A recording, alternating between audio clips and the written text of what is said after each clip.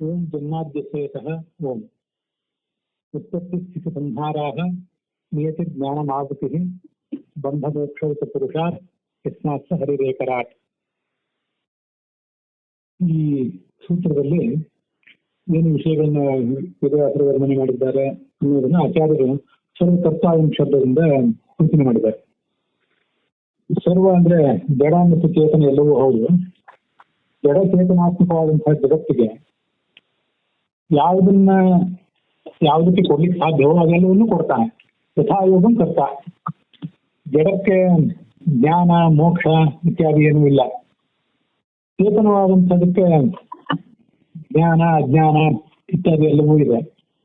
ಮುಕ್ತಿ ಕೆಲವರಿಗೆ ಮುಕ್ತಿ ಇಲ್ಲ. ಹೀಗೆ ಯಾರಿಗೆ ಏನನ್ನು ಕೊಡ್ಲಿಕ್ಕೆ ಸಾಧ್ಯವೋ ಅದೆಲ್ಲವನ್ನೂ ಕೊಡ್ತಾನೆ ಅಂತ ಅದರ ತಾತ್ಪರ್ಯ ಆಗ್ತದೆ. ಅದಕ್ಕಾಗಿ ಯಥಾಯೋಗಂ ಅಂತ ಹಿಂದೆ ಹೇಳಿದ್ದಾರೆ. ನಾವು ಈ ಹಿಂದೆ ನೋಡಿದ್ದೇವೆ. ಈಗ ಒಂದು ವ್ಯಾಕರಣದ ಅಂಶವನ್ನ ನೋಡ್ಬೇಕು ನಾವು. ಅಲ್ಲಿ ಸರ್ವಕರ್ತ ಅಂತ ಶಬ್ದ ಇದೆ. ವಿಜಿಜ್ಞಾಸ್ಯ ಸರ್ವಕರ್ತ ಆಗಮೋದಿತ ಅಂತ ಮುಂದೆ ಸರ್ವಕರ್ತ ಅಂತ ಏನು ಶಬ್ದ ಇದೆ, ಆ ಸರ್ವಕರ್ತ ಎಂಬ ಶಬ್ದ ಹೇಗೆ ನಿಷ್ಪನ್ನ ಆಗೋದು? ಸರ್ವಸ್ಯ ಕರ್ತ ಸರ್ವಕರ್ತ ಅಂತ ಹಾಗೆ ಉಳಿಬೇಕಾಗಿರ್ತದೆ ಅಂತ ಒಂದು ಪ್ರಶ್ನೆ. ಕರ್ತ ಎಂಬಲ್ಲಿನ ಪ್ರತ್ಯಯವನ್ನ ಗಮನಿಸಿದರೆ ಸರ್ವಸ್ಯ ಕರ್ತ ಸರ್ವಕರ್ತ ಎಂಬುದಾಗಿ ಷಷ್ಠಿ ಪುರುಷ ಸಮಾಸ ಅಲ್ಲಿ ಆಗ್ಲಿಕ್ಕೆ ಅವಕಾಶವಿಲ್ಲ. ವ್ಯಾಕರಣ ಸೂತ್ರಗಳ ನಿಯಮಗಳಿಗೆ ಅನುಸಾರವಾಗಿ ಅದರಿಂದ ಸರ್ವಸ್ಯ ಕರ್ತ ಅಂತ ಅದನ್ನ ವ್ಯಸ್ತ ಪದವಾಗಿಯೇ ಪ್ರಯೋಗ ಮಾಡಬೇಕಾಗಿತ್ತು ಆಚಾರ್ಯರು. ಸರ್ವಸ್ಯ ಕರ್ತ ಸರ್ವಕರ್ತ ಎಂಬುದಾಗಿ ಸಮಸ್ತ ಪದವಾಗಿ ಸಮಾಸವಾಗಿ ಅದನ್ನು ಪ್ರಯೋಗ ಮಾಡಬಾರ್ದಿತ್ತು ಅಂತ ಪ್ರಶ್ನೆಗಳ ಮೂಲ ಅಭಿಪ್ರಾಯ.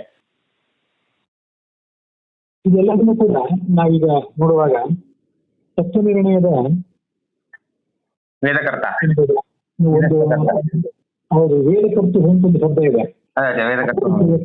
ಸ್ವತಃ ಸಿದ್ಧಂ ವೇದಕರ್ತು ಅಪಸಿದ್ಧೇ ಅಂತ. ಅಲ್ಲಿ ಏನು ವಿಷಯವನ್ನು ನೋಡಿದ್ದೇವೆ ಆ ವಿಷಯಗಳನ್ನು ಮತ್ತು ಕೆಲವು ಹೆಚ್ಚಿನ ವಿಷಯಗಳನ್ನು ನೋಡೋಣ. ಯಾಕಂದ್ರೆ ಅಲ್ಲಿ ಕೂಡ ರಾಘವೇಂದ್ರ ಸ್ವಾಮಿಗಳು ಏನ್ ಅರ್ಥ ಬರೆದಿದ್ದು, ರಾಘವೇಂದ್ರ ಸ್ವಾಮಿಗಳು ಏನ್ ಅರ್ಥ ಬರೆದಿದ್ದು ಅಂತ ನೋಡಿದ್ವಿ.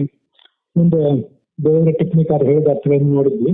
ಇಲ್ಲಿಯೂ ರಾಘವೇಂದ್ರ ಸ್ವಾಮಿಗಳು ಅದೇ ಜಾಡಿನಲ್ಲಿ ಅರ್ಥ ಬರೆದಿದ್ದಾರೆ. ಅದಕ್ಕಾಗಿ ಅಲ್ಲಿರೋ ಸಂಗತಿಗಳನ್ನು ಕೂಡ ಇಲ್ಲಿ ಹೊಂದಿಸಿಕೊಂಡು ನೋಡೋಣ. ಈ ಅಷ್ಟಾಧ್ಯಾಯಿ ಪಾಣಿನಿ ಏನಿದೆ, ಪಾಣಿನಿ ಅಷ್ಟಾಧ್ಯಾಯಿ, ಅದರಲ್ಲಿ ಆ ಮೂಲ ಸೂತ್ರಗಳಿಗೆ ಏನು ಸಂಖ್ಯೆ ಇದೆಯಲ್ಲ ಆ ಸಂಖ್ಯೆಯನ್ನು ಅದು ನಾನು ಇಲ್ಲಿ ಹೇಳಿಕೊಳ್ಳಲಿಲ್ಲ.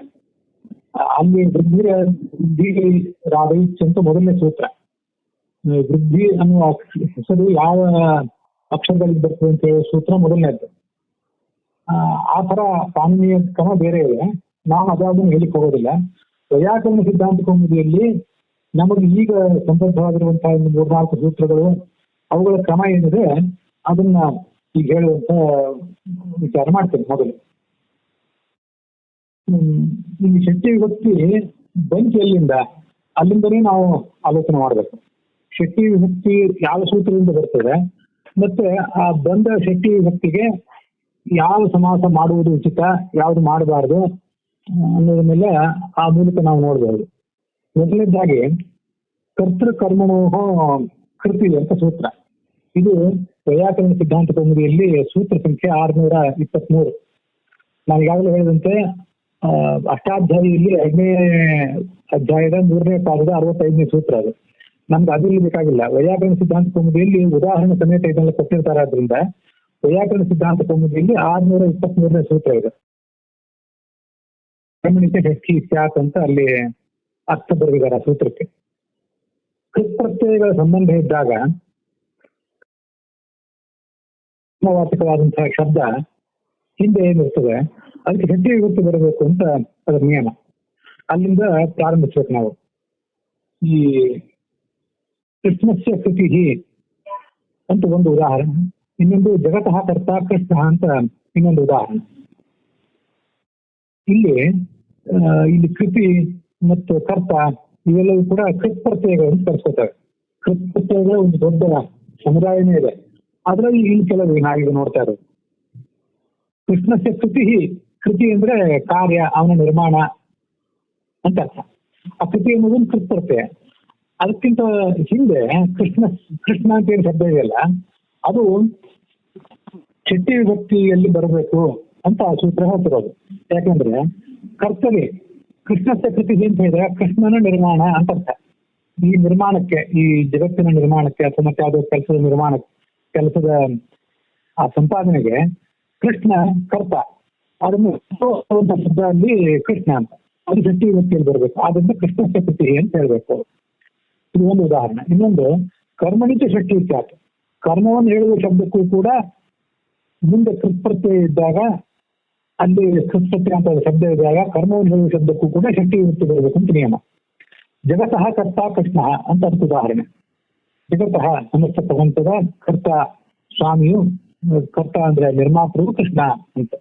ಇಲ್ಲಿ ಕೂಡ ಕರ್ತ ಎಂಬುದಾಗಿ ಕೃತ್ಪ್ರತ್ಯಯ ಅಂತವಾದ ಶಬ್ದ ಇದೆ. ಅದರ ಹಿಂದೆ ಜಗತ್ತು ಅಂತ ಶಬ್ದ ಇದೆ. ಇಲ್ಲಿ ಜಗತ್ತು ಎಂಬುದು ಕರ್ತೃವನ್ನು ಹೇಳುವ ಶಬ್ದ ಅಲ್ಲ, ಅದು ಕರ್ಮವನ್ನು ಹೇಳುವಂತ ಶಬ್ದ. ಕೃಷ್ಣ ಅನ್ನೋದು ಕರ್ತೃ. ಅಲ್ಲಿ ಕೃಷ್ಣನೆಂಬ ಕರ್ತ ಜಗತ್ತೆಂಬ ಕರ್ಮವನ್ನ ಮಾಡಿದ್ದಾನೆ, ನಿರ್ಮಿಸಿದ್ದಾನೆ ಅಂತ ಅರ್ಥ. ಆದ್ರಿಂದ ಜಗತಃ ಎಂಬುದಾಗಿ ಅಲ್ಲಿ ಆ ಕರ್ಮವನ್ನು ಹೇಳುವ ಜಗತ್ ಶಬ್ದಕ್ಕೆ ಷಷ್ಠಿ ವಿಭಕ್ತಿ ಬರಬೇಕು ಅಂತ ನಿಯಮ. ಹೀಗೆ ಕರ್ತೃವನ್ನು ಹೇಳುವಂತ ಶಬ್ದಕ್ಕೂ ಷಷ್ಠಿ ವಿಭಕ್ತಿ ಬರಬೇಕು. ಅದರ ಉದಾಹರಣೆ ಬೇರೆ. ಕೃಷ್ಣಸ್ಯ ಕೃತಿ, ಅಲ್ಲಿ ಕೃಷ್ಣನೇ ಕರ್ತೃವಾಗಿ ಉಳ್ಳಂತಹ ಕೃತಿ ಅಂತ ಅರ್ಥ ಆಗುತ್ತೆ. ಜಗತಃ ಕರ್ತ ಕೃಷ್ಣ ಅಂತಂದ್ರೆ ಜಗತ್ತೇ ಕರ್ಮವಾಗಿ ಉಳ್ಳಂತಹ ಒಂದು ರಚನೆಗೆ, ಒಂದು ನಿರ್ಮಿತಿಗೆ ಕೃಷ್ಣನೇ ಕರ್ತ ಅಂತ ಅರ್ಥ. ಇವೆರಡೂ ಕೂಡ ಬೇರೆ ಬೇರೆ ಉದಾಹರಣೆಗಳನ್ನು ತಗೊಳ್ಬೇಕು. ಒಂದೇ ಉದಾಹರಣೆದಲ್ಲಿ ಕರ್ತೃವಾಚಕ ಶಬ್ದ ಮತ್ತು ಕರ್ಮವಾಚಕ ಶಬ್ದ ಎರಡಕ್ಕೂ ಷಷ್ಠಿ ವಿಭಕ್ತಿ ಬರ್ತದೆ ಅಂತ ಅಭಿಪ್ರಾಯ ಅಲ್ಲ. ಬೇರೆ ಬೇರೆ ಉದಾಹರಣೆಗಳಲ್ಲಿ ಆ ಕರ್ತೃ ಮತ್ತು ಕರ್ಮ ಶಬ್ದಗಳಿಗೆ ಷಷ್ಠಿ ವಿಭಕ್ತಿ ಬರಬೇಕು ಅಂತ ನಿಯಮ. ಇದು 623ನೇ ಸೂತ್ರ ಆಯ್ತು. ಅಲ್ಲಿಂದ ಮುಂದೆ ಷಷ್ಠಿ ವಿಭಕ್ತಿ ಬಂದ ಮೇಲೆ ಇದಕ್ಕೆ ಸಮಾಸ ಏನಾಗಬೇಕು ಅಂತನ್ನುವುದು ಮುಂದಿನ ಸೂತ್ರದಲ್ಲಿ ನಾವು ನೋಡುವಂತಹ ವಿಷಯ. ಸಾಮಾನ್ಯವಾಗಿ ಷಷ್ಠಿ ಸಮಾಸ ಆಗಲಿಕ್ಕೆ ಸೂತ್ರಗಳು ಇದ್ದೇವೆ. ಯಾವುದೋ ಒಂದು ನಾಮಪದ, ದೇವಸ್ಥಾಲಯ, ದೇವಾಲಯ ಇತ್ಯಾದಿ ಕಡೆಗಳಲ್ಲಿ ದೇವಸ್ಥಾನ ಷಷ್ಠಿ ವಿಭಕ್ತಿ ಅಂತವಾದ ಶಬ್ದ, ಅದು ಆಲಯ ಅನ್ನುವಂಥ ಶಬ್ದದ ಜೊತೆಗೆ ಸಮಾಸವನ್ನು ಹೊಂದಿದೆ. ಹಾಗಾದಂತೆ ಇಲ್ಲಿ ಕೂಡ ಷಷ್ಠಿ ವಿಭಕ್ತಿ ಅಂತವಾದ ಶಬ್ದ ಏನಿದೆಯಲ್ಲ, ಈ ಜಗತಃ ಕರ್ತ, ಆಮೇಲೆ ವೇದಸ್ಯ ಕರ್ತ, ಸರ್ವಸ್ಯ ಕರ್ತ ಅಂತ ನಾವು ನಮ್ಮ ಭಾಷೆಯಲ್ಲಿ ನೋಡ್ತಾ ಇರುವಂತ ಶಬ್ದ, ಇದು ಕೂಡ ಷಷ್ಠಿ ವಿಭಕ್ತಿ ಅಂತವಾದ ಒಂದು ಶಬ್ದ ಇದೆ. ಷಷ್ಠಿ ವಿಭಕ್ತಿ ಅಂತವಾದಂತಹ ಈ ಶಬ್ದಕ್ಕೆ ವೇದಕರ್ತ ಮತ್ತೆ ಸರ್ವಕರ್ತ ಇತ್ಯಾದಿ ಶಬ್ದಗಳು ಆಗ್ತವೆ.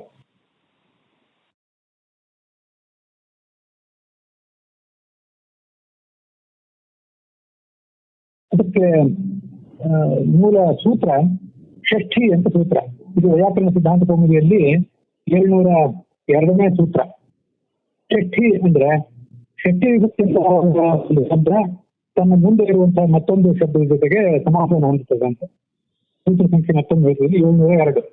ಅಲ್ಲಿ ರಾಜ್ಞ ಪುರುಷ, ರಾಜಪುರುಷ ಅಂತ ಉದಾಹರಣೆ.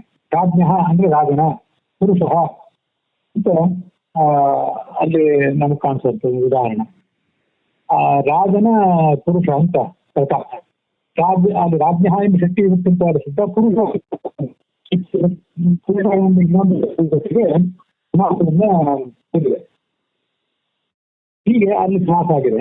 ಅದರಂತೆ ಇಲ್ಲಿಯೂ ಸಮಾಸ ಜಗತ್ಕರ್ತ, ದೇವಕರ್ತ, ಸರ್ವಕರ್ತ ಇತ್ಯಾದಿ ಶಬ್ದಗಳು ಸಮಸ್ತ ಪದಗಳು ಆಗ್ಬೇಕಾಗ್ತದೆ. ಆದ್ರೆ ಅವಕ್ಕೆಲ್ಲ ಕೆಲವು ನಿಷೇಧಗಳನ್ನ ಹೇಳಿದ್ದಾರೆ ಮುಂದೆ.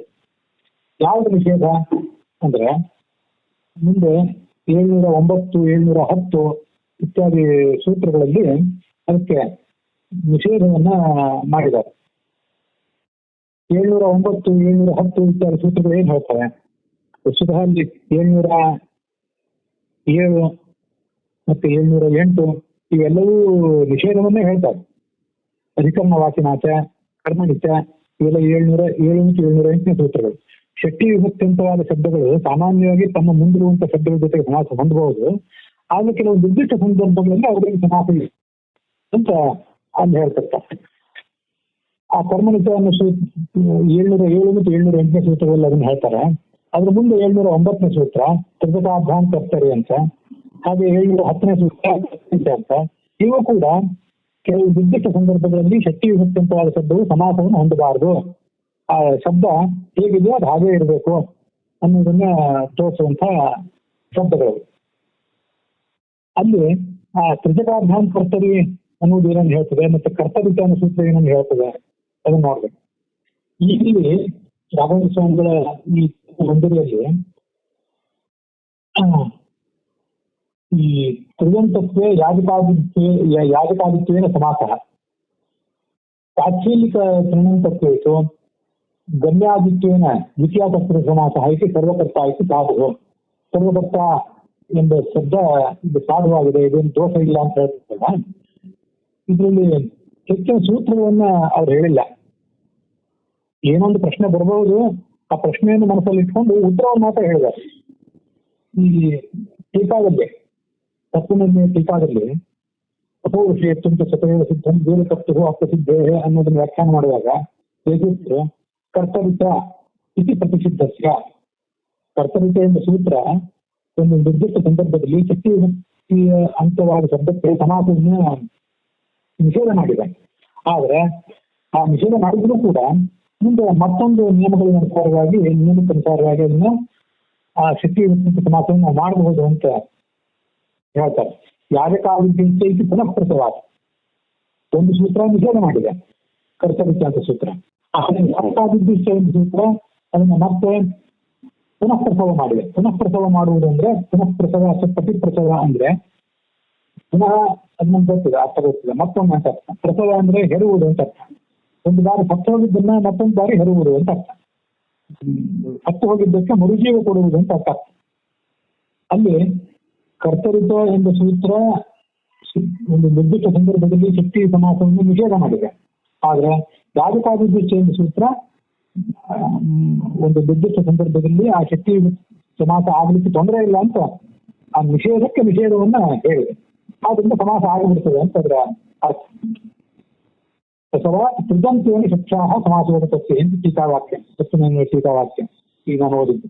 ಇಲ್ಲೂ ಕೂಡ ಕರ್ತೃತ್ವಸ್ಯ ತ್ರಿದಂತತ್ವ, ಕರ್ತೃತ್ವ ಶಬ್ದಸ್ಯ ಇಲ್ಲಿ ಸರ್ವಕರ್ತ ಎಂಬ ಕರ್ತೃ ಶಬ್ದ ಇದೆ, ಅದು ತ್ರಿಚ್ ಪ್ರತ್ಯಯಾಂತವಾದ ಶಬ್ದ ಅಂತ ನಾವು ತಿಳ್ಕೊಂಡ್ರೆ ಆಗ ಅದು ಈ ಯಾಜಕಾದಿತ್ಯೇನ ಯಾಜಕಾದಿ ಗಣದಲ್ಲಿ ಬಂದಿರುವುದರಿಂದ ಯಾಜಕಾದಿತ್ಯ ಎಂಬ ಸೂತ್ರದ ಪ್ರಕಾರ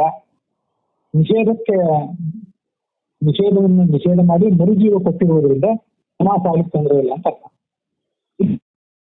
ತ್ರಿಚ್ ಪ್ರತ್ಯಯ ಅಂದ್ರೆ ಏನು, ತ್ರಿಪ್ರತ್ಯಯ ಅಂದ್ರೆ ಏನು ಅಂತ ಗಮನಿಸಬೇಕು. ಎಲ್ಲರಿಗೂ ಕರ್ತ, ಮಾತಾ, ಪಿತಾ ಇತ್ಯಾದಿ ಶಬ್ದಗಳ ಬಗ್ಗೆ ಪರಿಚಯ ಅಂತ ಇದ್ದೇವೆ.